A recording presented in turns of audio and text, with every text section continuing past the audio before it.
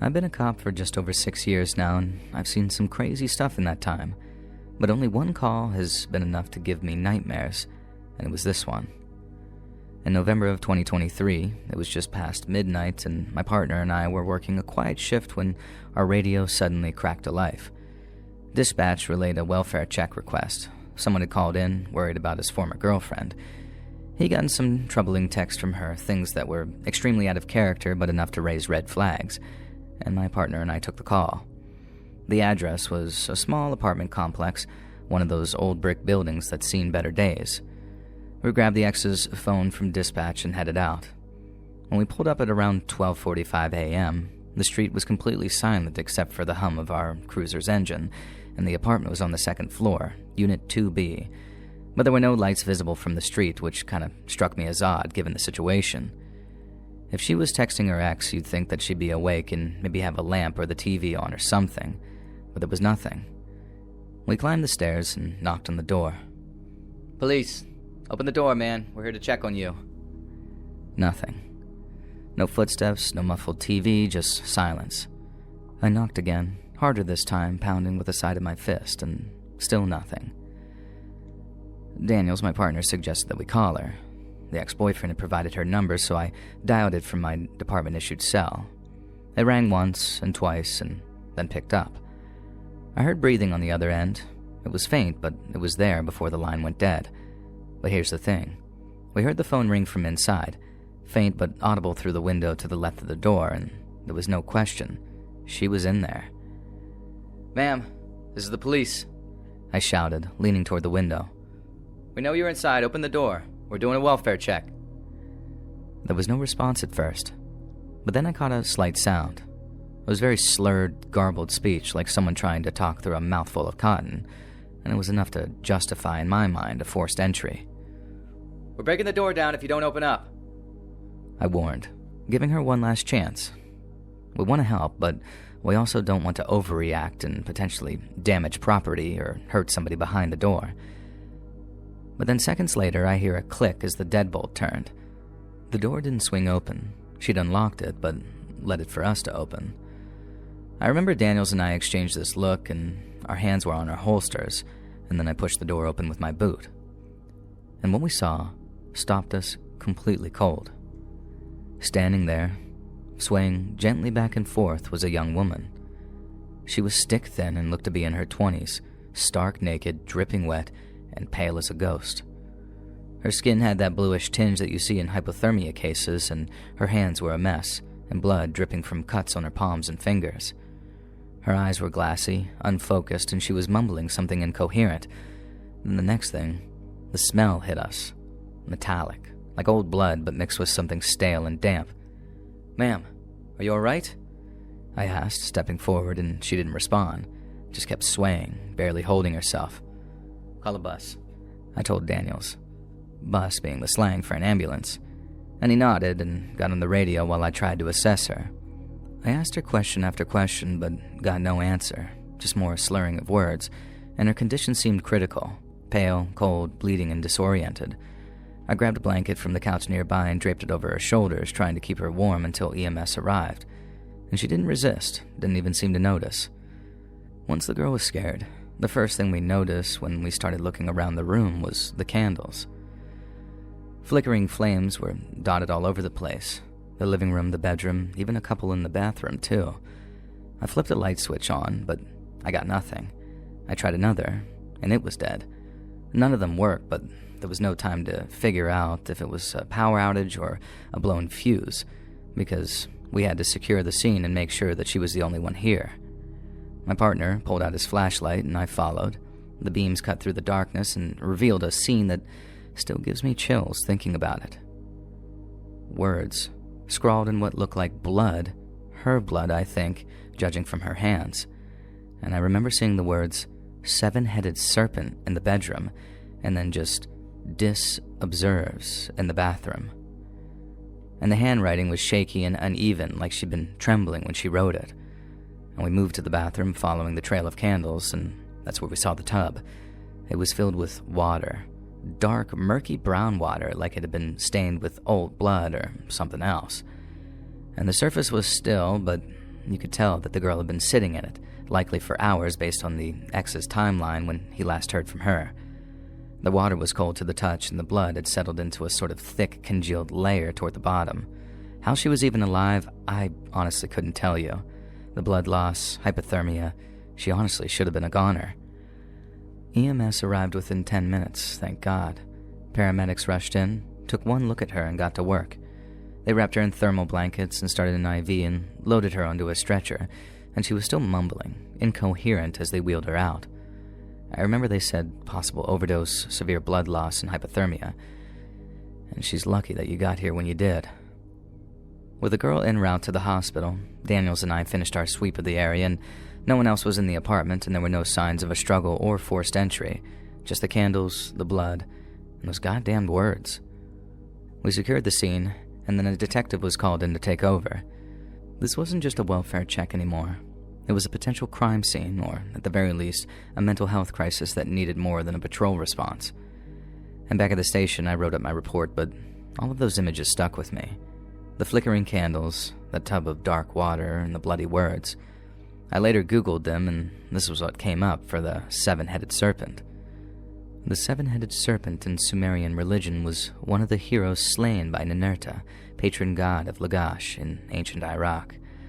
Its body was hung on the shining crossbeam of Ninurta's chariot. It took me a little longer to figure out what Dis observes might have meant, and I thought that it might have been a name. But a little later I found this about a place called Dis. In Dante Alighieri's The Divine Comedy, the city of Dis encompasses the 6th through the 9th circles of hell. Moated by the river Styx, the fortified city encloses the whole of lower or nether hell. And I've seen a lot on this job. Domestic disputes, overdoses, bar fights. But this was different. It was very unsettling, like we walked into something bigger than just a bad breakup or a rough night. I don't know what drove her to that point, and I don't know if she'll pull through, but I do know this. If her ex hadn't called, if we hadn't gotten there when we did, I doubt that she would have made it.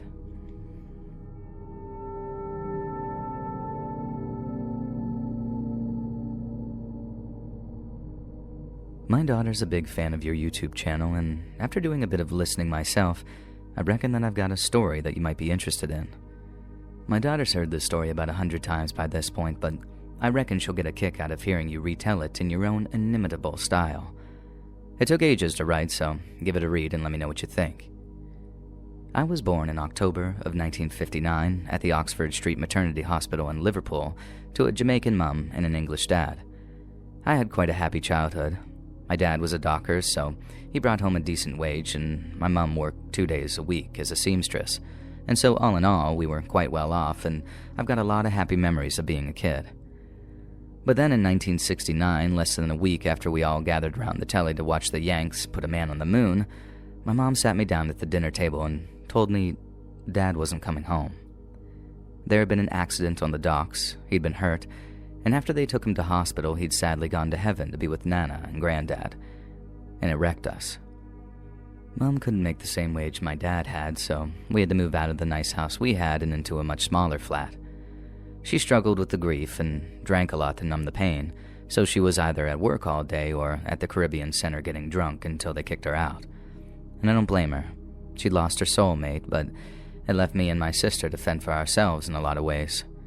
And don't get me wrong, she always made sure that there was food on the table, but the hard truth of it is that, probably from the age of about 12, I was brought up on the streets by the blokes that ran them. By the time my dad passed, the youth culture in Liverpool was becoming less and less about pints and ciggies, and more about pills and ganja. Not ecstasy pills, mind you, more like uppers and downers and all of that. But while the pints were legal, the pills and the ganja weren't, and there was a lot of money to be made trading them if you could stomach the lifestyle. And by the time I was 15, so around late 74, 75, a lot of the lads around Toxteth, or Liverpool 8 as we called it, had graduated to selling heroin and cocaine, not just ganja, since there was loads more money to be made in that, and the networks expanded massively. Some of my old mates from back then used to run bags for a few quid on the weekends, and over time, things got worse and worse. Just a few months before my 20th birthday, the Toxteth riots of 1981 had the south-central portion of Liverpool in flames. The police took a pretty strong battering, too. They had to call in riot squads from other cities because they were so outnumbered by the rioters. And afterwards, parts of Toxteth were basically no-go areas for police, as next to lawless as it's possible to get in a so-called civilized society. Crime rose, employment fell, the drug scene exploded, and if you wanted to make something of yourself, you needed to join a gang, or firm, as we called them back then. And so that's what I did. By 1989, I was working with a crew that moved drugs all over England, Scotland, and Wales. The drug scene had gotten bigger and bigger as the years went by, with huge demand for the likes of MDMA tablets and crack cocaine. Then, thanks to Liverpool's docks, shipping in weed and pills from Amsterdam was basically as easy as ordering an Amazon package these days. Once you'd built up a relationship with someone over in the dam, you phoned them up, placed your order, then within a few days, your ship came in. My partner, Jimmy, and I used to take home 150 quid for every day that we were on the job, when back then that was megabucks, and we worked 6 days a week all year round except Christmas. It was boss money, but we had to work hard for it. Jimmy and I worked for a crew ran by a bloke named Jabbo, and by '89, we'd been working together for about 18 months. We didn't really do gang names or anything like that, not like the Crips or the Bloods over in America. Back then, everyone knew who worked with who, so it was all your firm and my firm, and not the Bloody Sharks and the Jets like some Camp Broadway musical. There weren't any proper job descriptions either, not like the Mafia. We didn't have enforcers or capos or consiglieres or nothing like that. You just had your boys and your boss. Simple. So when it comes to describing what we did all day, Jimmy and I did a bit of everything. We moved gear, drugs, collected debts, mostly amicably, and did any small jobs that needed doing, be it giving people lifts or dropping off cooking supplies. But we didn't have any kind of official title. We were just George and Jimmy. We didn't need anyone else because our reputations preceded us. Actually, I suppose you could have assigned us each a sort of title or role, something that really summed up what we did, because when it came to collecting cash from people that owed it, I played the good cop, and Jimmy played the bad cop. Jimmy was the cousin of the fellow we worked for, Jabbo, and he was a complete and utter psychopath. Half the reason I'd been selected to work with him was as a kind of governor, someone who'd stop him from going over the edge whenever he got into one of his moods. The main reason our debt collection always went smoothly is because Jimmy was there, and all I'd have to say is, "Look, mate, it's him or me. So we're going to make the bank, or you going with him?" They nearly always pay up, and the 1 or 2 times they didn't, Jimmy got to cement our reputation even further, and he loved it too. And I mean it when I say he was a psycho. These days, they'll call you a psycho if you go for a jog before work in the mornings. Jimmy, on the other hand, liked jogging on people's faces. He genuinely enjoyed violence, so I never had to partake of any myself. But even with me having seen my fair share of blood growing up, the things Jimmy did were the stuff of nightmares. But the violence was only directed towards people who stole, people who owed money, or people who misbehaved in other more minor ways. Conflict with other firms just didn't really happen because everyone stuck to their own turf and there were enough customers to go around. But that all changed toward the end of the 80s, when the surge in demand for the big money makers like heroin and crack meant that there was money flowing around like never before. And I won't bore you with the exact ins and outs of it, or this will end up being a novel, but in 1989, there was a major change of leadership in one of the neighboring firms. This new boss was very ambitious too, and in so many words, thought the firm should let the market decide who buys from who rather than set territories. He starts sending his dealers onto Jabbo streets, Jabbo being our boss, remember, to poach his customers, and then when Jabbo finds out, he sends me and Jimmy out looking for the dealers to give them a firm but polite talking to.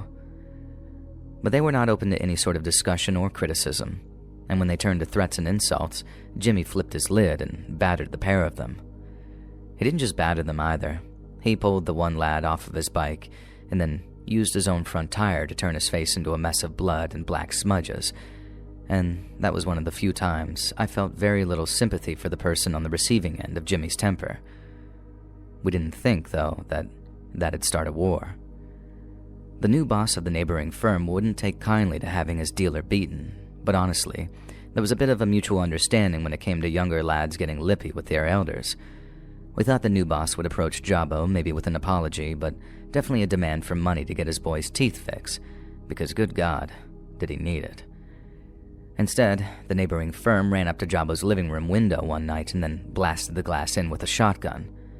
Jabbo's 2 kids were in there at the time, watching telly.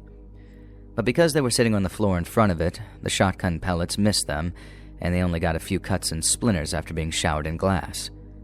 That didn't matter at all, though, because Jabbo and Jimmy were livid.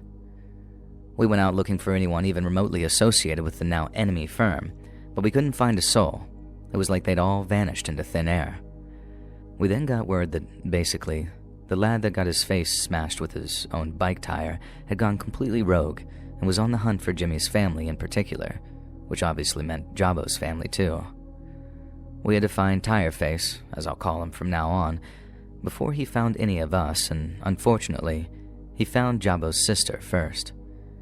He didn't kill her, thank God, but she ended up in hospital in a serious condition, and if you thought Jabbo and Jimmy were angry before, that was nothing on what they were like after their sister/cousin was shot. They were bloodthirsty. That's the best way I can describe it.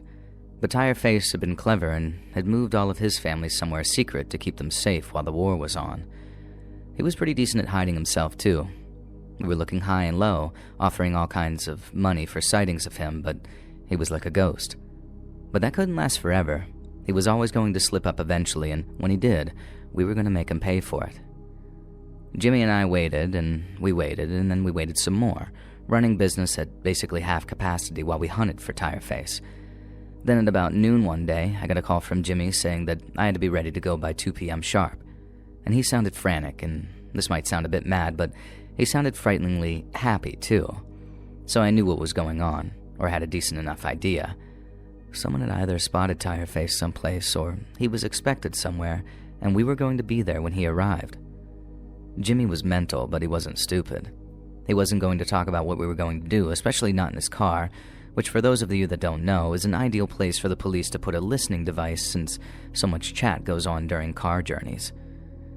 We were alright talking football or just about this and that, but since this car journey was strictly business, we stayed quiet for almost the entire drive. It was a long one too, and I realized that we were heading out of Liverpool quite quickly.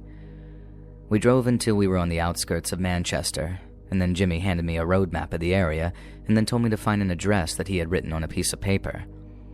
I remember thinking, bloody hell, this lad's run off to Manchester and Jabbo still had him tracked down. But that's what it was like working for people with those kinds of connections. Sometimes it was slapstick, other times it was like being in a spy film, but you learn not to ask too many questions. People who keep their mouths shut don't just learn a lot, they live a long time as well. But anyway, we find the address, then Jimmy tells me to get behind the wheel before he gets out and starts walking up the pathway of this nice little cottage-looking place that looked like it was worth a few quid.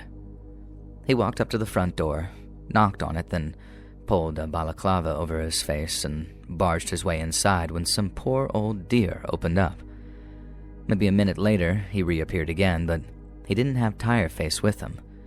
Under his arm, being carried like a rolled-up carpet, was a little girl, no more than about 5 or 6 years old. He basically throws this poor girl in the back seat, climbs in next to her, and then screams at me to drive. After that, it was over to some old abandoned farm buildings near St. Helens, but not before we'd stop somewhere to give Jabbo a call to let him know that we had a hostage. I thought the idea of taking a hostage was to get Tireface to come out of hiding, and I think maybe at first that was actually the plan. But then at one point, Jimmy drove off to get some food, and when he came back, he was in a terrible state. Jimmy's cousin/Jabbo's sister, who had been shot in the back, had contracted the superbug MRSA while in the hospital. She'd been fighting with it for about a week, but then that same afternoon we kidnapped Tireface's kid. She went into cardiac arrest and passed away. Jabbo and Jimmy were devastated, so in response, Jabbo gave Jimmy the order to kill Tireface's daughter. But he wasn't just going to kill her. He was going to cut her head off so Jabbo could lash it into Tireface's lap whenever he finally got his hands on him.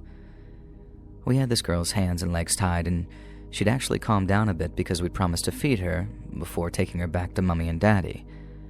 But when Jimmy walked back into the old cowshed, instead of a plastic bag with 3 chippy dinners in it, He had nothing but a rusty-looking hacksaw in his hand.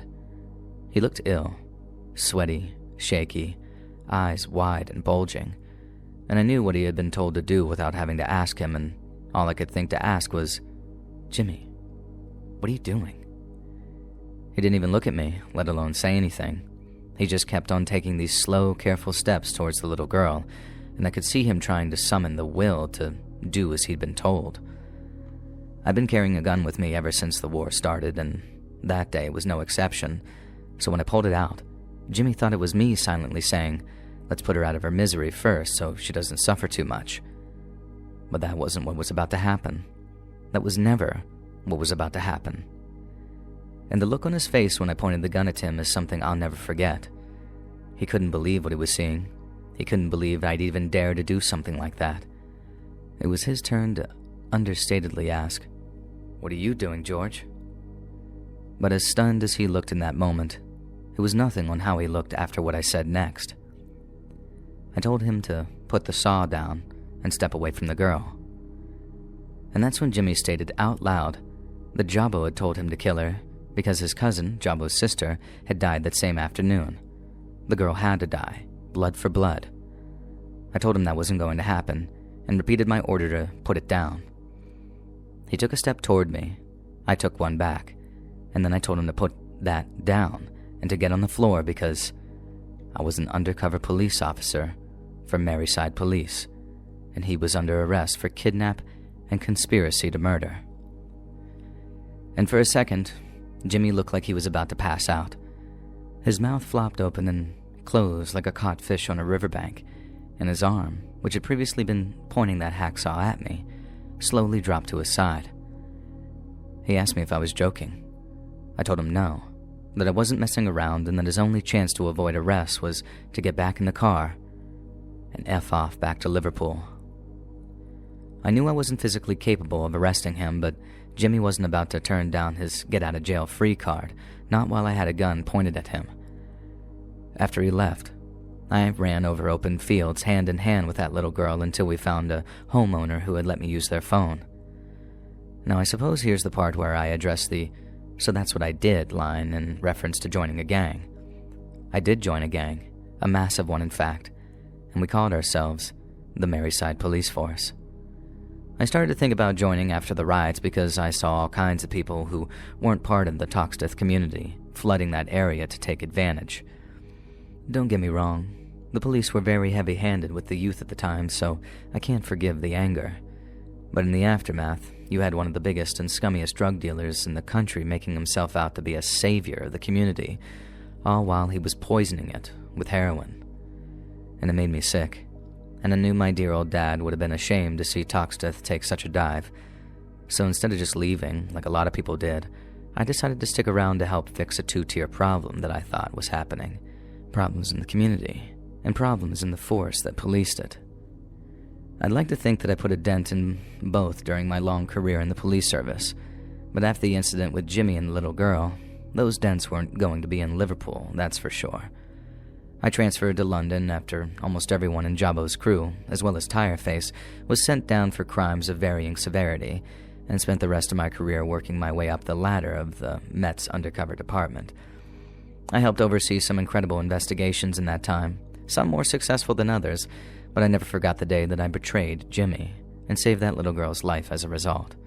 And I'll never forget because I actually kept a little memento of that incident, and it came in the form of the mitigation statement read out by Tireface's solicitor following his conviction for attempted murder. Through his lawyer, Tireface mostly said that he was sorry for everything he'd done, but also issued a personal thank you to the undercover police officer who saved his daughter's life. He didn't know who that undercover officer was, and maybe he's since figured it out, who knows. But knowing he appreciated it so much that he'd thank a policeman before being sent to prison, it honestly meant the world to me, and it still does, even all these years later.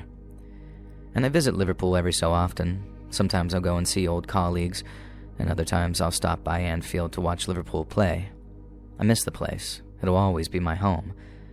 But it was also worth giving up if it meant giving an innocent little girl a chance to live.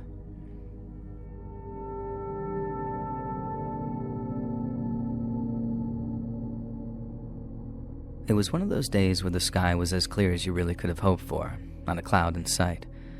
My partner and I were on a routine patrol just cruising through the neighborhood when it happened, and it happened out of nowhere. Some guy decides that he's going to be the end of me. So I was walking up to this character, just doing my job, when, like a bolt from the blue, he pulls out a 9mm from his jacket. Time slows down, in my mind, right? You see the gun, you see the barrel, and you know what comes next. He points it at me, his eyes are wide, wild with some kind of fear or anger, I really couldn't tell. And then he pulls the trigger. But here's the thing, he did everything wrong. Maybe he was too scared or too angry or just plain didn't know how to handle a gun. The hammer fell, but the gun didn't fire. The chamber must have been empty or the safety was on or who knows what. I didn't stick around to find out. And in that split second, I saw my life flash before my eyes, but then I was moving. Adrenaline took over, and I lunged for him. He was so shocked that his gun didn't work, he just stood there, his grip loosening. The pistol hit the ground and he starts screaming, "Don't shoot me, please don't shoot me," like he hadn't even done anything at all to me. And I'll admit, I was scared out of my mind. My heart was pounding so bad that I thought it was going to burst out of my chest. By the time we got back to the station, I was still wired, and my body was buzzing with the aftermath of that rush. I tried to sit down, tried to write up the arrest report, but my right leg would not cooperate. It was like I had a pogo stick for a limb, bouncing up and down with the leftover adrenaline. My hands were shaking too. When another officer brought me a glass of water, thinking it'd calm me down, I ended up spilling half of it all over my desk. That moment, that near miss with death, it stuck with me. The sheer enormity of the fact that I was still breathing because of his stupidity was something that I couldn't shake off. It wasn't just luck. It was a reminder of how thin the line is between life and death when you're in this line of work. As I wrote the report, detailing every moment of the encounter, I kept running through what could have been. If he had known how to actually use that gun, if he had prepared it properly, I wouldn't be here. But he didn't, and I was, and that's not something you forget. It's a lesson in humility and the randomness of fate. The guy, he was charged with attempted murder, among other things, but for me, the real takeaway was the haunting realization of how close I came to not making it home.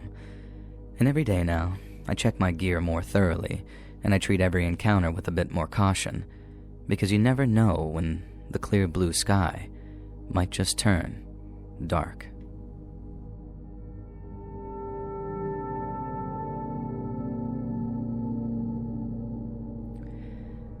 I found this police report from the 90s at the National Archives in Seattle. You can basically make an appointment and then spend a few hours reading old police reports and stuff, and most are pretty standard and there's not much of interest about them.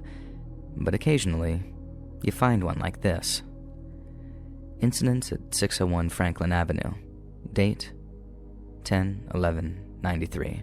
Time, 13:22. Reporting officer, Deputy Andrew A. Wenzel, 498. Incident description. I received a dispatch call at approximately 1:22 p.m. regarding a male subject at 1433 Murray Drive, who was reportedly behaving erratically. The caller described the man as appearing to suffer from hallucinations and was audibly claiming that his skin was on fire. I was expecting the man to be in a state of intoxication or that perhaps he was suffering some kind of mental breakdown, but upon my arrival at the scene, I was met with a sight that I can only describe as the most disturbing of my entire career. The man, identified later as Paul Weldon, was lying on the front lawn, clearly deceased, with his body severely charred and burned. I immediately secured the area and called for medical and fire department personnel, although it was clear that there was no saving the individual. Witnesses on the scene, including Sharon McManus, provided a consistent account of what had transpired. They stated that after running up and down the street, screaming about his skin being on fire, the man had suddenly burst into flames. He then collapsed to the ground and continued to burn intensely.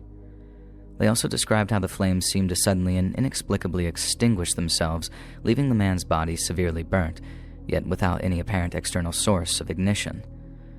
What was particularly baffling and unsettling to all those who attended the scene was the condition of the surrounding area. There were no signs of scorch marks or any indication of fire spread on the grass or nearby objects. The lawn around the deceased appeared untouched by fire, which defied any logical explanation or previous experience I have had with fire-related incidents. The fire department also confirmed no accelerants were present and that the lack of fire damage to the area surrounding the body was highly unusual. This case remains open, with investigations into possible spontaneous human combustion or other as yet unexplained phenomena. The medical examiner has taken custody of the body for further examination, and statements from all witnesses are being processed. This incident has left an indelible mark on my career, not just for the visual horror, but for how difficult I find rationalizing it. It's something that I doubt I will ever fully understand or ever fully forget. Deputy Andrew Arthur Wenzel, 498 Carson County Sheriff's Office, Texas.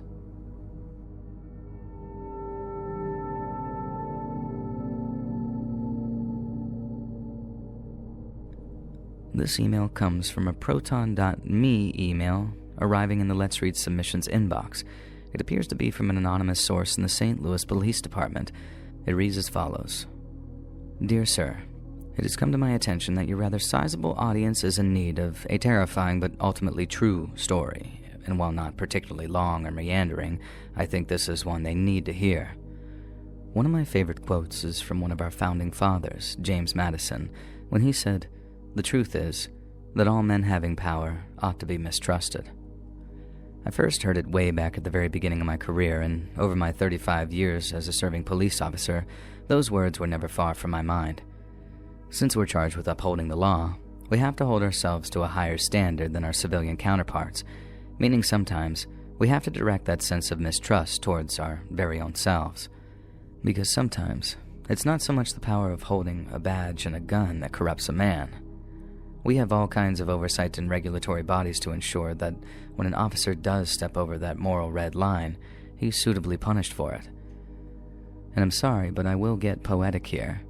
For what is truly corrosive to an officer's soul is an overexposure to the very poison he seeks to combat, and that is perhaps the most insidious trait in all of law enforcement. When a good cop, over the course of many months and years, becomes a bad cop.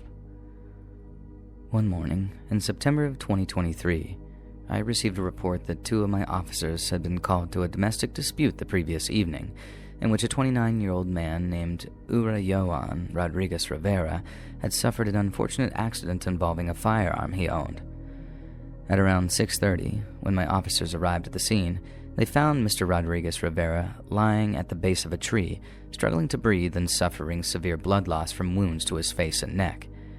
He was in a critical condition and required urgent medical assistance, but instead of administering first aid or requesting the presence of emergency services, my officers chose to neglect and belittle Mr. Rodriguez Rivera in the final few moments of his life. And Officer Warren is heard to comment, "We better take this mother effer in." To which an Officer Frazier replies, "We aren't taking anything. I get off in 30 minutes. Let's cruise around and come back." Then, after walking away from the scene while laughing to one another, Officers Warren and Frazier get back into their car and drive away from an active crime scene. They return to the scene at around 10 minutes later, just moments before a third police officer arrives on scene.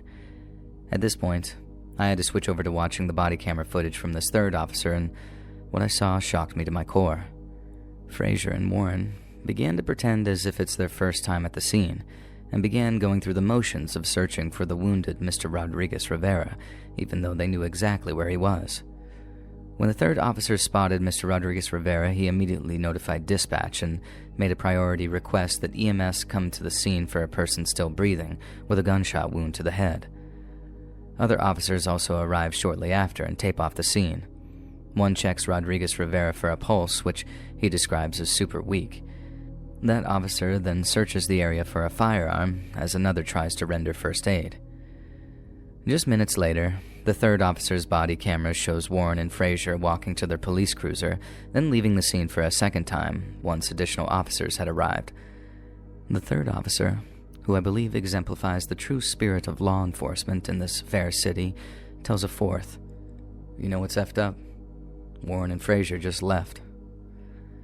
The same officer later says he's going to out the F out of Frazier and Warren for abandoning the scene because, he said, "You can't just leave." Emergency medical services arrived at the scene at 6:53 p.m., at which point Mr. Rodriguez Rivera was transported to the hospital, and that was around 27 minutes after Warren and Frazier first arrived at the scene, 27 minutes too late. Tragically, Mr. Rodriguez Rivera later passed away as a result of a single gunshot wound to the head, with the emergency surgeon who worked on him saying that had he arrived a little earlier, they might well have been able to save his life. I will never forget the feeling which came over me when I watched the body-worn camera footage of the incident.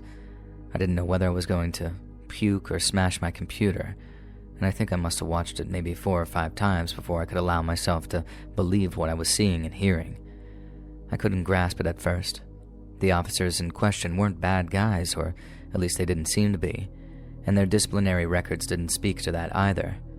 But I also observed that their psych profiles were long out of date, meaning it might have been possible to identify the problem before it resulted in such a grotesque dereliction of duty. Once the news hit the airwaves that the 2 officers had been suspended prior to an investigation, the press reached out to Mr. Rodriguez Rivera's mother, who lived in Puerto Rico. As a father, that was the part that really got to me.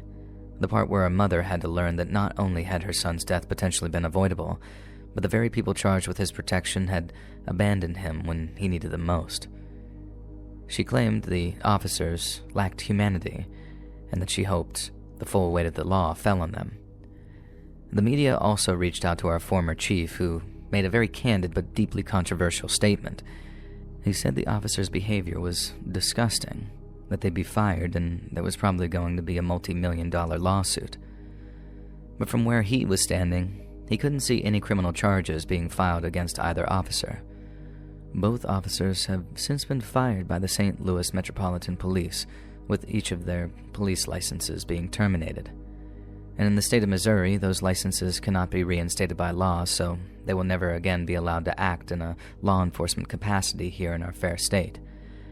But what truly concerns me isn't so much the fact that this happened, it's the potential for it to happen again. We, as those who volunteer to enforce the law, are faced with one of the most difficult jobs in the entire country. But while we have deep pockets for increasing surveillance and militarization, the resources we put aside to fight our mental battles are sorely lacking. I do not believe Warren or Frazier joined the St. Louis police force in order to neglect their duties and belittle a dying man. I believe that they were 2 once decent officers who, through a lack of mental hygiene and department support, made a terrible and regrettable mistake. And rightly so, it is a mistake that they have been punished for, and it remains to be seen if any further action will be taken against the 2 former officers. But when I say that this incident was avoidable, the avoidance lies in ensuring our protectors get the protection they need, not just from the violent criminals that seek to exploit and violate, but from the lesser angels of their own beings. Unfortunately, due to the departmental policy, I am unable to attach a name to my story without facing serious disciplinary consequences, hence why I'm sending this anonymously. Yet in good conscience, I can no longer remain silent. We should never forget about James Madison's words, nor should we ever grow tired of scrutinizing those who wield the whip over us. But in the same way we value the mental health of combat veterans, we need to do more to help those who help us. And for the time being, my task is to ensure such a failure does not occur again. We must rebuild trust and honor the memory of Mr. Rodriguez Rivera by ensuring our officers act with dignity and urgency required in such moments of crisis, and we do that with Kevlar for the mind.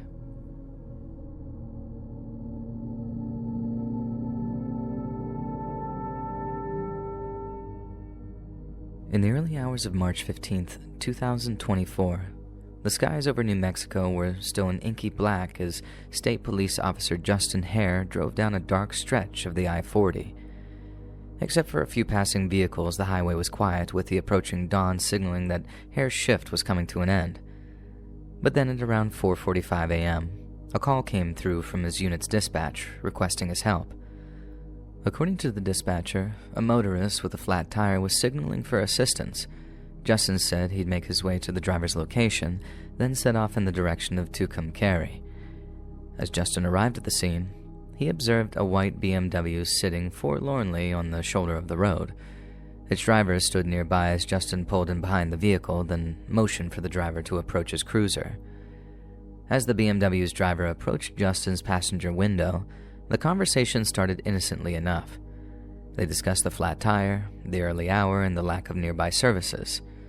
Justin, keen to help a citizen in need, offered Smith a ride to the nearest town, where he could find the assistance he required. The driver smiled, thanked him for the offer, then before Justin realized what was happening, the BMW driver produced a 9mm pistol and then put a bullet through the unsuspecting officer's neck. As Justin struggled to both stem the bleeding and unholster his weapon, the driver of the white BMW walked around to his driver's side window and then shot him twice more. He then shoved the dying officer over into the passenger seat, took command of the patrol car, and then began driving down the I-40 with a mortally wounded Justin gasping for air next to him. Upon reaching a frontage road, the driver stopped the cruiser. He then dragged Justin's incapacitated body from the passenger seat and then left him to die on a cold, dusty stretch of highway near Tucumcari, a name derived from the Comanche word which means ambush. The patrol car was later found crashed in Guadalupe County, and it wasn't long before the driver of the flat-tired BMW was identified as Jeremy Alexander Smith. Smith was already wanted in connection with the murder of Phoenicia Machado IV, the owner of the stolen BMW he was driving in South Carolina's Marion County. The manhunt began immediately, as a frantic search for Jeremy Smith gripped the entire southwestern United States. His criminal record painted a picture of a man who had been on a collision course with justice for years, a man who had left a trail of devastation wherever he went. But the shock and horror his actions resulted in were nothing compared to the grief and heartache the local community felt at losing one of its brightest and most selfless members in such a brutal and senseless fashion. Hours turned to days as the manhunt continued, with local law enforcement agencies remaining on high alert. But in the end, it was an era of unbridled stupidity which brought the hammer down on the fugitive Smith. After stopping at a gas station in Albuquerque, Smith was foolish enough to hand over his actual identification card to the attendant. The clerk recognized him in an instant, but kept her cool and completed the transaction. After that, it was simply a case of tracking the stolen car that he was driving, and then closing in to make an arrest. But Smith wasn't about to give up that easily.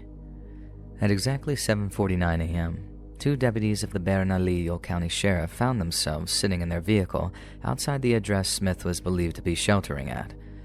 Smith apparently spotted the Bernalillo deputies' vehicle because seconds later, their cruiser's radio burst into life with cries of, he's running westbound." The cruiser zooms down a quiet suburban street, the sky a haze of grays and blues as the time ticks over to 7:51. Suddenly, the deputy in the passenger seat asks his partner to halt their cruiser, and as they step out, they are faced with a copper-brown two-story home, complete with a white garage door. Smith had already taken the lives of both a police officer and a paramedic, but the two deputies remain unfaltering in their pursuit. They scan the two narrow passageways either side of the home before one quietly declares, "I can hear him." With pistols drawn, the two deputies begin their advance, the driver taking the left side of the house, the passenger taking the right. Within seconds, the deputy on the right-hand side of the house spots Smith. "Hey, get over here," he calls over to his partner. "I got contact. He's behind 3135. Suddenly, a black-clad Smith runs into view before swiftly darting through a small opening in the wall behind the home. "Stop running," the deputy cries, as both he and his partner give chase. The deputy rushes down the passageway, but is forced to slowly round a corner for fear of being ambushed. When the home's backyard proves uninhabited, the deputy grabs his radio and declares he's hopping fences. The deputy peers over a chest-high wall, then attempts to scale it, but as he reaches the top, he hears screaming coming from a neighboring house. "This way," the deputy cries, as he rushes back out into the street their cruiser is parked on. "He's this way, Sarge." As the deputy runs, the distant sound of sirens can be heard, and then suddenly, following a cry of "Stop, police," the sharp report of gunfire can be heard. "Shots fired," the deputy cries into his radio, his pace quickening as he rushes to assist his fellow deputies. 4 shots are fired, a second-long delay between each mechanical bark. "Where's he at?" the deputy cries. Then, when his question receives no response, he realizes he might have just heard the sound of a third person losing their life to Smith. Without hesitation, the deputy rushes down another narrow passageway. When he sees his sergeant, alive and unharmed, the relief in his voice is palpable. "Sarge," he yells, "where's he at?" Both men climb a dividing wall between the yards of two homes, balancing themselves precariously in the hopes of spotting their fugitive suspect. Civilians begin emerging from their homes, alarmed at the sound of gunfire. The two deputies tensely order the innocent back into their homes. A minute passes. Both officers climb over another adjoining wall. Then, in a brief but surreal moment of stark contrast, the two deputies, whose very lives are under threat, run past a bright pink children's playhouse. Yet just as they do, the sound of a woman yelling in a neighboring yard demands their attention. "He's right here," one of the deputies shouts, as he spots the cop killer Jeremy Smith. His voice burns with fear and anger. "Stop," he yells. "Stop moving." But Smith pays no heed. He turns, then begins running away from the furious deputy who opens fire on the fleeing killer. In the chaos, at least one of his bullets appears to have struck Smith, as following a swift pursuit, he is found lying among the dirt and gravel of an unfinished pathway, having collapsed after attempting to scale a wall. "You ain't moving," the deputy roars. "Now roll over! Roll over!" Smith appears to cry out in pain before claiming, "You ain't got nothing on me." Yet an instant later, a civilian appears to yell from his window off camera, "I got a gun right here, he just threw it over." As Smith is set upon by the two deputies, he once again cries out in pain. He begs them for mercy, claiming his arm is in an unbearable amount of pain. One of the deputies, aware that Smith has already murdered a police officer who tried helping him, tells Smith to shut up. Smith then claims, "I can't breathe," and then proceeds to take a deep breath before crying out in pain again. From one of Smith's pockets, the deputy retrieves a green-colored packet of what appears to be cigarettes, then asks his name. Smith refuses to answer the question and simply replies, "I ain't got nothing." But after the deputy retrieves his wallet, his identification is confirmed. Jeremy Alexander Smith, it reads. The deputies roll Smith over and sit him up. Blood trickles from a wound to his mouth, while a bullet wound to his left arm gives the dark fabric of his hoodie a glossy, gory sheen. "Please, please, please," Smith begs the officers, desperate for the kind of mercy he himself refused to bestow on both paramedic Phoenicia Machado IV and police officer Justin Hare, two people who dedicated their lives to helping others. The legal aftermath was swift and decisive, facing federal charges including carjacking resulting in death and discharging a firearm during a crime of violence. Smith was eventually charged with several counts. The weight of the evidence, including dash cam and body cam footage, left little room for doubt. In January of 2025, he pled guilty, accepting a sentence of life imprisonment without the possibility of parole. The courtroom was filled with law enforcement officers there to honor Justin Hare, a man who had uttered his last words offering help to the man who would take his life. His family, particularly his parents, Jim and Terry Hare, spoke of the void left in their lives, of the grandchildren who would grow up without their father, and of the community that had lost a true protector. May he, and all other officers who make the ultimate sacrifice while heeding the call of duty, rest in deep and everlasting peace. Hey friends, thanks for listening. Click that notification bell to be alerted of all future narrations.